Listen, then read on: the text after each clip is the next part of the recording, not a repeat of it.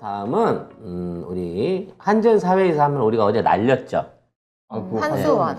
한수원 사회이사 하나를 날렸는데 이번에는 한전 사회이사.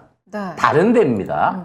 그러니까 이제 원뿌리는 같은데 한전의 사회이사가 또 자소서를 대단한 걸 써서 오늘 우리가 이걸 언급하면 내일 또 얘가 날아갈 가능성이 높습니다. 자, 어떤 자소서인지 한번 확인을 해보도록 하겠습니다. 네, 한전 비상임 이사의 자소서를 보면 전력업계 이력은 단 한 줄도 없고요. 자, 마지막 줄에 뭐가 있냐?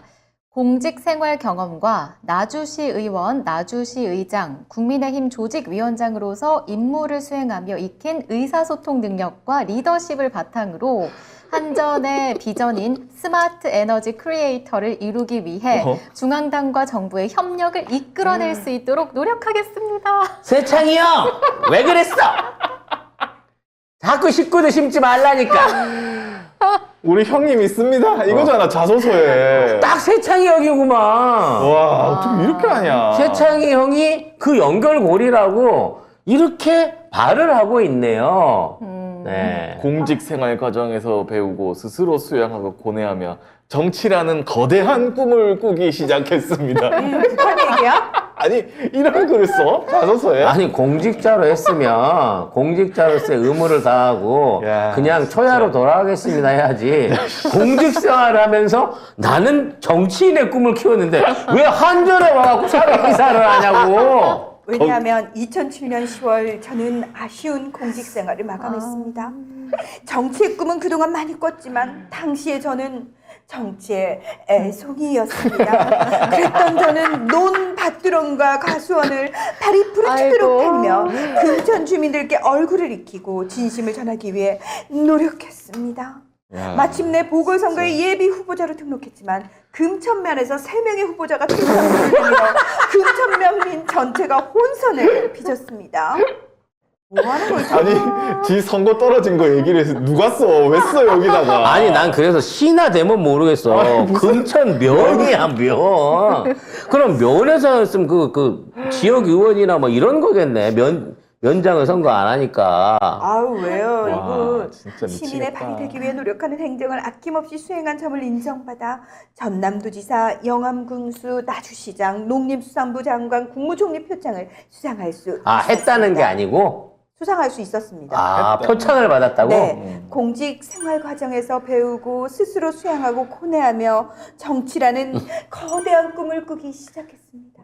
지금. 상주면 안 되겠네 공무원들. 지금 여기가 공기업입니다. 한전.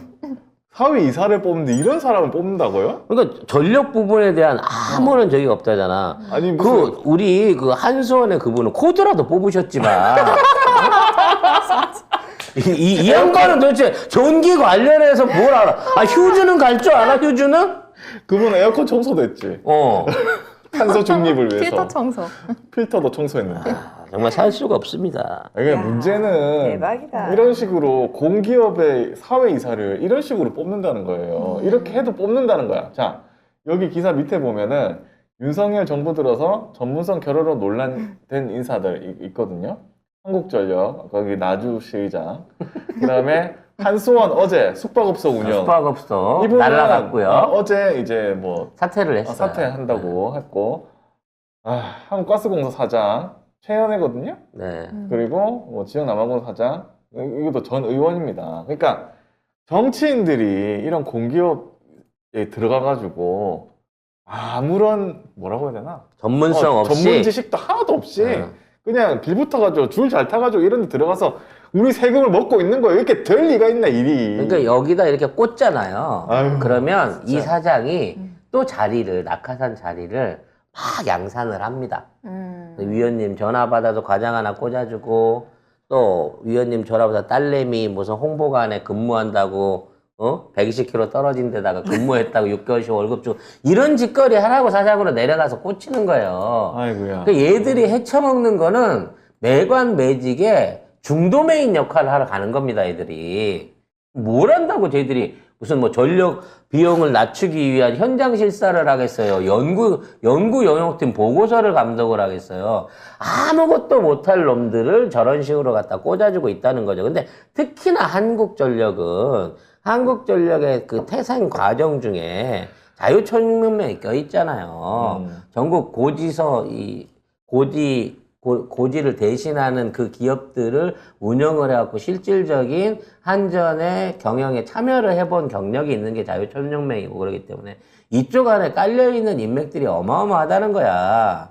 결국 세창희 형이 속여 봐 동네 사람 하나 꽂아가지고 저기에 한 거고 그럼 또 세창희 형이 꽂아주는 애들이 엄청나게 한국전력에 들어갈 기회가 생긴다는 거지. 그렇겠네. 아휴. 그리고 정말 한전은 이제 전라도의 기업이라고 할 수 있어요. 나주 있으니까. 왜냐면 그 본사를 또 그쪽으로 옮기지 않았겠습니까? 네, 그렇게 되다 보니까 뭐 그 주변 지역 안에서 뭐 연구원을 비롯해서 각종 설비 설치들이 있고요. 사실 이제 제가 장성에 갖고 있는 조그만 땅떼기 옆에도 온다 그래갖고 기대감이 컸었는데, 네, 그 무산됐고요. 아무튼 그래서 이쪽 지역에 있는, 이게 특히 전라도 지역에 있는 분들이 한전에 대한 기대치가 높습니다.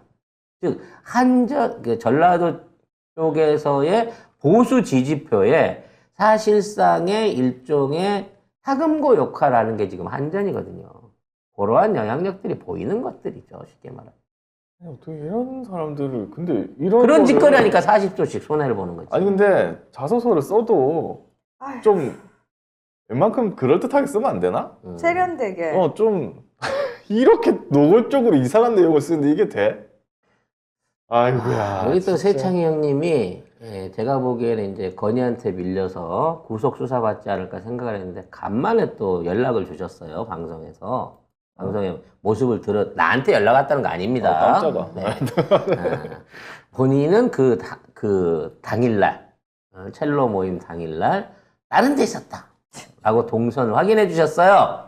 어떻게 확인하죠? 영등포 쪽에서 밥 먹고 있었다고, 그 밤에요? 새벽에요? 그러니까 12시도 안 되는 시간까지 거기 있었다는 거지. 하긴 뭐 대통령은 사무실에 있었다며 그 시간에. 그러니까 그 새벽에 있는 거를 해주면서 해야 되는데 나는 그날 영등포에 있었단 말이야 라고 하면서 밤 시간 거를 안 내놓고 낮 시간 거만 내놓은 거예요, 행적은. 아니 그럴 거면 기자회견을 하지 마, 형. 어떻게 내 시나리오 좀 써줘? 성의가 없어. 진짜. 성의가 없어. 이 양반이 이제는 어떻게 처분 대상이 돼야 될지 굉장히 골치 아픈 거예요. 라임의 김봉현이나 김만배 같은 존재가 돼버린 겁니다. 입을 함부로 놀리면 우리한테 너무 치명적이고, 그렇다고 가만히 놔두면 나머지가 작살나게 되는 상황이라 어떻게든 구속은 시켜야 되는 상황으로 몰려가고 계시다는 거죠. 물론 실무를 아드님이 다 보시니까 뭐 말년에 한 5년 쉬고 오시는 것도 나쁘진 않을 것 같긴 하지만, 어찌 됐거나 지금 이쪽 진영 하에서의 이러한 노골적인 매관 매직을 비롯한 행위들이 지속적으로 발생하고 있다는 점을 우리가 좀 알아야 된다는 거야. 난 사회이사, 공기업 사회이사들 전체 이력에 대한 공개가 좀 필요한 수준이 아닌가 싶어요. 진짜 이 정도면은 이번 정부에서 임명된 사람들은 거의 다 이상한 사람일 가능성이 높습니다. 박근혜 정부, 이명박 정부 때만 해도 대학 교수들이 그렇게 많았습니다. 요즘에 프로페셔로 불리는 폴리페셔라 그랬죠. 폴리페셔라고 불렸던 정치하는 교수들이나 그런 인맥들이 굉장히 많았어요. 뭐 안종범 소속부터 네. 해서. 근데 지금 이 정부, 지금 문재인 정부 때는 없어졌다가, 그러니까 이제 얼마나 굶주렸겠어요? 굶주렸어. 윤석열 정부로 넘어오고 나서는 이제 그동안 굶주렸던 애들한테 최소한의 학력이나 뭐 이런 것도 따지지 않고 마구잡이로 자리를 팔고 있는 거예요. 그러니까 그 조직 안에서도 처치곤란인 낙하산들이 계속해서 떨어지고 있는 겁니다.